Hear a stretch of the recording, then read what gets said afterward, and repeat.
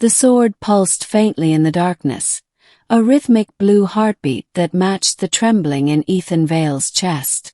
He'd been trying to get rid of it for 3 days. 3 days since he pulled it out of the desert crater where the queen had fallen, and 3 days since it refused to leave him. Now, as he stood under the cold light of the twin moons, staring at the alien ruins where the queen had died, Ethan felt the sword humming again, as though it sensed its home. He wanted to throw it into the abyss. Instead, it whispered to him, "You are not done." The Scavenger and the Fall. Ethan Vale was no soldier, no hero. Just a scavenger in a torn flight jacket, surviving off whatever tech and debris the Galactic War left behind. Ever since the Great Collapse, humanity had become nomadic, drifting between the bones of alien civilizations, scraping up relics and selling them to whoever paid best. Ethan was one of the thousands on the desert planet Oris 4, where a year ago, the Valari Empire made its last stand. The Valari were unlike any other species humans had encountered. Luminous, six-eyed beings with skin that shimmered like oil in sunlight, and a matriarchal hierarchy centered around their queen, Serathon the Eternal. The war between the Valari and the human Federate forces had ended only when Serathon herself was slain, her great sword lost in the sands. Most believed her death had ended the Valari. Ethan never cared. He just followed rumors of valuable salvage. That's how he found the crater. He remembered the day vividly.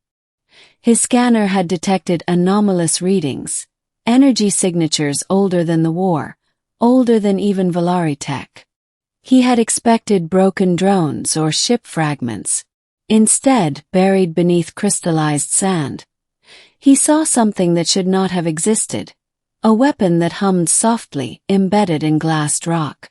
The sword was beautiful and terrible, a long, curved blade that shimmered with alien runes, the metal seeming to bend light itself. Its hilt was wrapped in a material that felt alive, like warm skin. When Ethan tried to touch it, the air vibrated and the sword sang. He stumbled back, shielding his eyes from a blinding flash. When he opened them again, the sword was in his hand, and it wouldn't let go. For 3 days he tried everything, dropping it, burying it, shooting it, even leaving it behind in a scrapyard 10 miles away, only to find it lying beside him the next morning. And every night, he heard the same whisper in his dreams. "Return me to the stars." To the voice of the queen. On the 4th day he met Kira Vaughn, a Valari hybrid.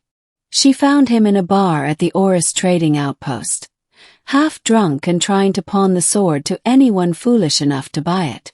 Nobody would touch it. Even the mercenaries avoided him. Kira, with her silver eyes and tattooed temples, approached cautiously. "That's not something you should be carrying," she said. "Believe me, I've been trying to get rid of it," Ethan replied. She studied the blade, eyes narrowing. "Do you even know what that is?" Ethan sighed. "Just a sword, lady. Maybe alien. Maybe cursed." Kira's jaw tightened. "That's Serathon's blade. The queen's weapon. It's called Thalshera, the living edge. It's not a sword. It's a symbiote." Ethan blinked. "Come again." She sat beside him, voice low. "It bonds with a host. Chosen, not wielded. When the queen fell, Thalshera should have died with her. But it's still alive. Which means something went wrong." Ethan stared at the glowing weapon. "So what, it's using me?" Kira's eyes met his. "No. It's testing you." That night, when Ethan tried to sleep, the dreams came again, only sharper, clearer. He saw visions of vast golden halls, the queen standing tall in her bioarmor, her sword singing beside her. He saw galaxies burn. And then her face turned toward him, her 6 eyes like dying stars. "You took what was mine," she whispered. But you are not ready. He jolted awake, the sword humming beside him on the floor, faint blue light crawling up the blade. The next morning, Kira told him what she knew. The Valari believed their weapons held the essence of their wielders. When the queen died, her soul should have ascended into the ecliptic field, where all energy returns. But if Thalshera still breathes, then she's not gone, Ethan finished quietly. Kira nodded. And she wants something from you. 3. The journey to the Shard Spire. They left Oris that night. Kira insisted there was only one place to return the sword. The Shard Spire, a colossal structure that rose from the planet's northern hemisphere like a crystal tower piercing the sky. It was said to be the first Valari structure ever built, and the last to fall. Legend said it was where the queens were born, a place of memory, of awakening. Ethan didn't want to go, but the sword left him no choice. It pulled him, quite literally, toward the north. Every time he hesitated, the hum intensified until it became pain. They traveled by hovercraft through dead cities and glass deserts, chased by scavengers and mercenaries who had heard of the human with the queen's blade. Some believed he could resurrect the Valari. Others believed he could sell it to the highest bidder. One night, they took refuge in an abandoned temple. The walls were carved with spiraling runes, half buried under sand. Ethan turned to Kira. "Why are you helping me?" She hesitated before answering. "My mother was Valari. My father fought in the war that killed her. I grew up between two worlds that hated each other. But if the queen's spirit still lingers, maybe this is a chance to end something, or start again." The sword pulsed between them, faint light bathing her face. That night as they slept, the whispers returned, this time not in his dreams but in the air around them. "You seek to return me. But what you return will not be what was lost. For the ghosts of the spire. The Shard Spire was not a tower. It was a wound. Miles high, its structure glowed faintly with inner light, like frozen lightning captured in crystal. As they approached, Ethan felt the sword resonate violently, almost like it was struggling to break free of his grasp.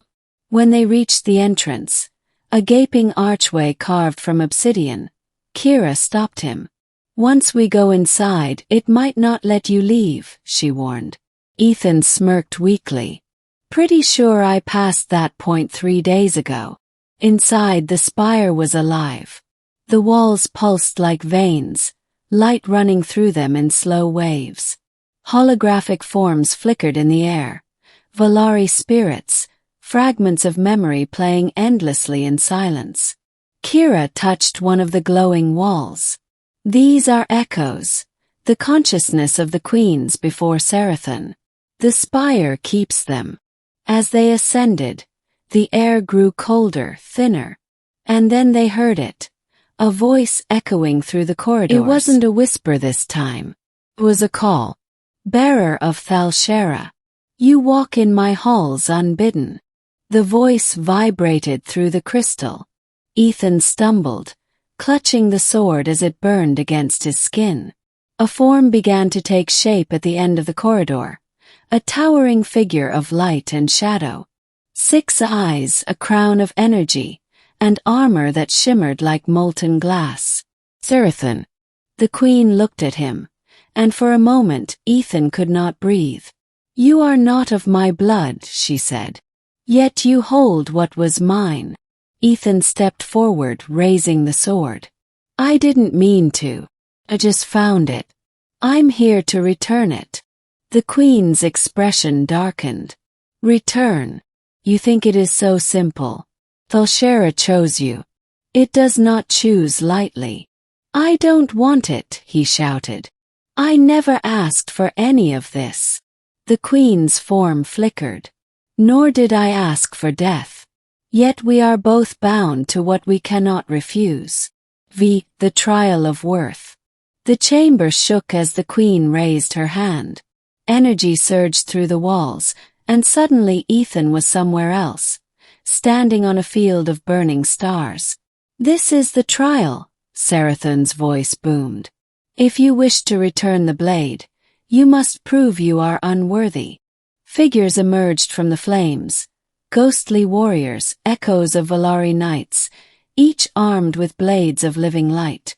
They rushed at him. Ethan swung wildly, the sword moving of its own accord. Graceful, fluid, alive. It cut through the specters with impossible precision, the hum of its energy drowning out his panic. But for every phantom he struck down, another rose. Kira's voice echoed faintly in his mind. "The sword is alive. Stop fighting it. Let it fight for you." He took a breath, stilled his mind, and then something shifted. The sword's hum became a voice.